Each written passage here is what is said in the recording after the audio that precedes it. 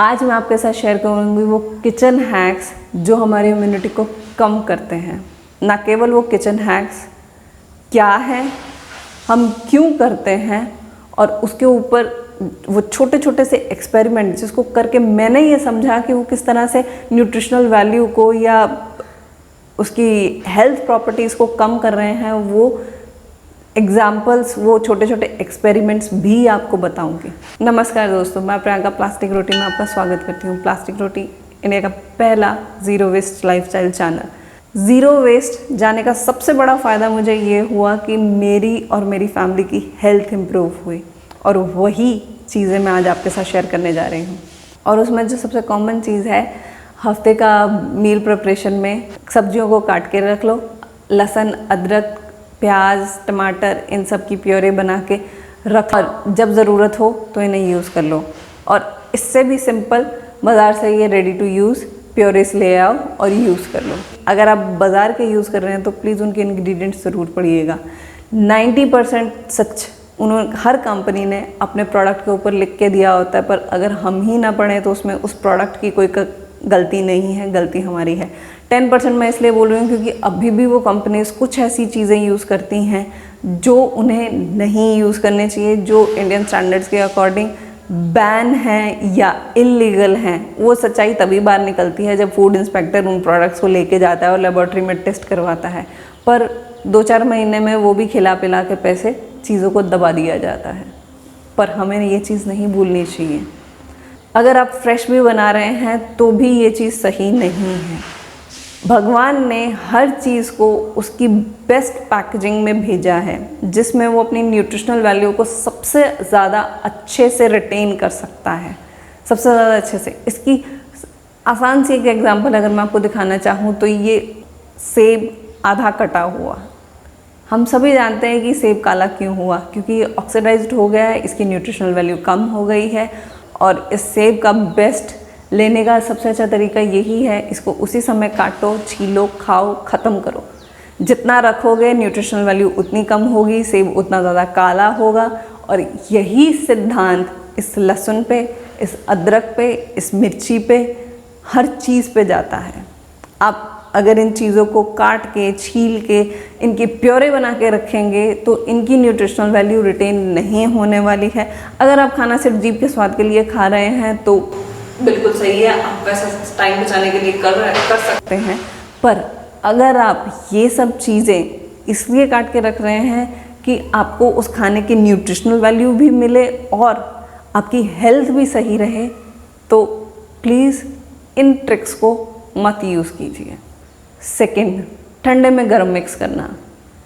दूध बनाते हुए मैंने अक्सर ये चीज़ देखी है, बहुत सारे लोग जितना दूध उन्होंने बनाना होता है उससे आधा गरम करते हैं, तेज़ गरम करते हैं, उसमें अदरक, इलायची या जो भी उन्होंने डालना होता है डालते हैं, और उसके बाद उसमें ठंडा दूध मिक्स कर देते हैं, उसको टेम्परेचर को बैलेंस आउट करने के लिए।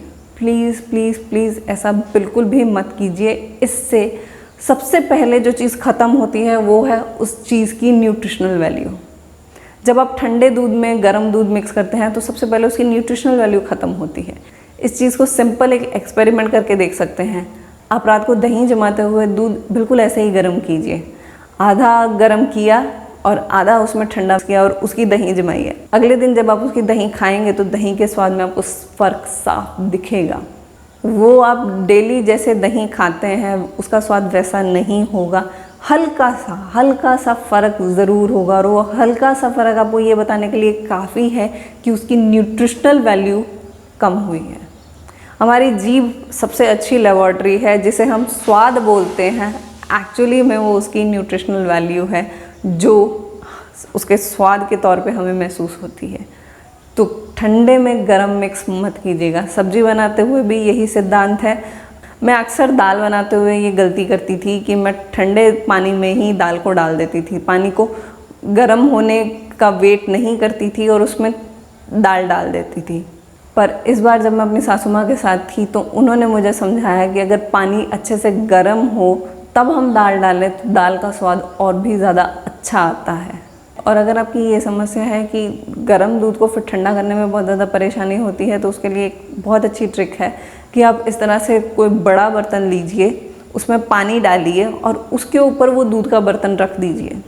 दूध मुश्किल से 4-5 मिनट में पीने लायक हो जाएगा। और अगर आपको उससे भी ज़्यादा जल्दी है तो इस तरह से कोई बड़ी परात या कुछ खुला बड़ी प्लेट लीजिए, उसमें दूध डाल के पंखे के नीचे रख दीजिए, मुश्किल से 1 मिनट में दूध ठंडा हो जाएगा। Ready to fry snacks. इस टाइम पे ख़ास तौर पे जब समोसा, कचौरी, पकोड़े ये सब नहीं मिल रहा, तो रेडी टू फ्राई स्नैक्स बहुत ज़्यादा कंज्यूम हो रहे हैं। मैंने इसके ऊपर भी एक एक्सपेरिमेंट किया जो मैं आपको बताना चाहूँगी। मैंने ऑनलाइन एक बहुत अच्छी रेसिपी देखी और उसकी रेसिपी में उसने ख़ास तौर पे ये मेंशन किया था कि आप इसे थोड़ा ज़्यादा बना के फ्रिज में रख सकते हैं, उसके बाद 2-3 दिन बाद भी खा सकते हैं, कोई प्रॉब्लम नहीं होगा। तो मैंने ये सूजी का जो स्नैक है इसको बनाया, बहुत टेस्टी बना। जिस दिन ये बना 3 इतनी बड़ी बड़ी प्लेटें चट हो गई, खा ली गई। बहुत ज़्यादा क्वांटिटी में बन गया था तो मैंने थोड़ा सा फ्रिज में रख दिया। 3-4 दिन तो सेम वही खाने वालों ने आधी प्लेट भी नहीं खाई, कारण उसके स्वाद में फ़र्क था। दूसरा, उसका टेक्सचर बदल चुका था, मुझे उसको तलते हुए बहुत प्रॉब्लम हो रही थी, वो फट रहा था। तीसरा, वो उसने बहुत ज़्यादा ऑयल कंज्यूम कर लिया था और वो खाने के बाद पेट में भी बहुत ज़्यादा हैवी लग रहा था। तो क्या है ऐसा इन रेडी टू फ्राई स्नैक्स में जो मैंने नहीं डाला? वो है आर्टिफिशियल फ्लेवर, स्टेबलाइज़र्स और प्रिजर्वेटिव्स। और यही 3 चीज़ें मेरे उसी स्नैक में नहीं थी जिसको मैंने फ्रिज में से निकाला था और 3-4 दिन बाद दोबारा से यूज़ किया था।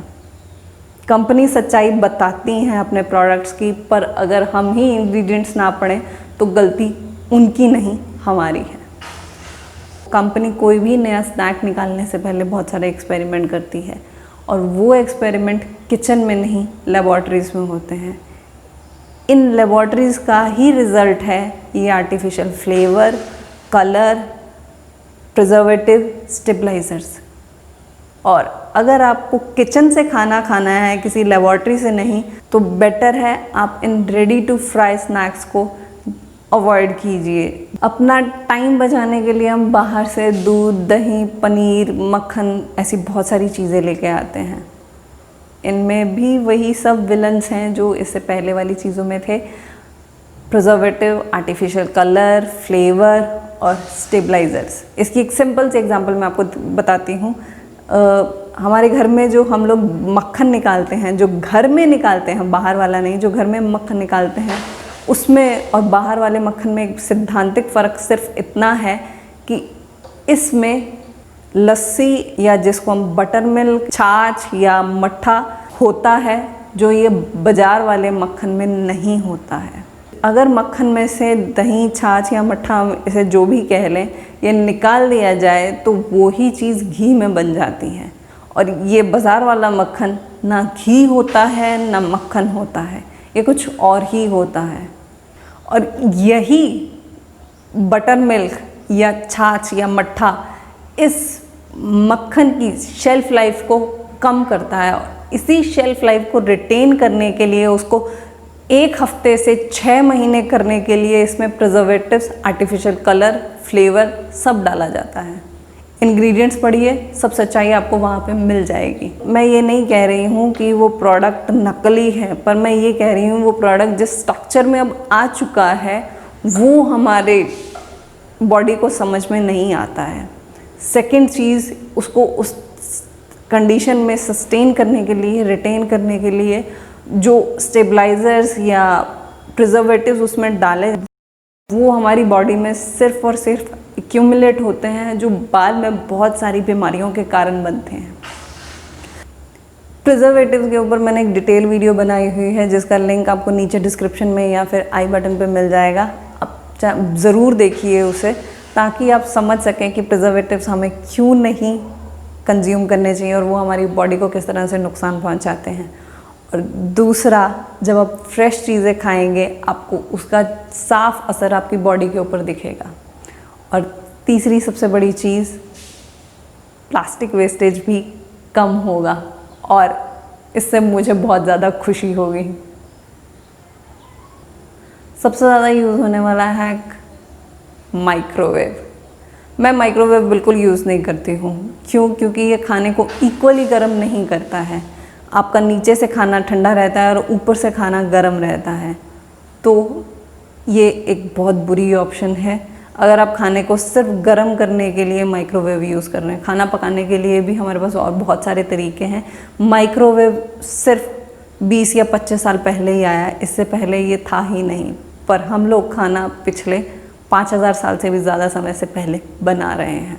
कटोरियों में हम लोग अक्सर बचा हुआ खाना रखते हैं, थोड़ा बहुत एक आध कटोरी जो बच जाता है वो उसकी न्यूट्रिशन वैल्यू पहले ही ख़त्म हो चुकी है, और उसको माइक्रोवेव में अगर हम गर्म करने लगेंगे तो उसकी न्यूट्रिशन वैल्यू और कम हो जाएगी। तो प्लीज़, अगर आप खाना स्वाद के लिए खा रहे हैं तो मुझे कोई समस्या नहीं है, पर अगर आप ये एक्सपेक्ट कर रहे हैं कि उससे आपके शरीर को कुछ फ़ायदा होगा तो आप समझ सकते हैं कि कितना फ़ायदा होगा और कितना ज़्यादा नुकसान होगा। सिंपल, उसको तवे के ऊपर गर्म कीजिए। माइक्रोवेव जितना हो सके उतना अवॉइड कीजिए।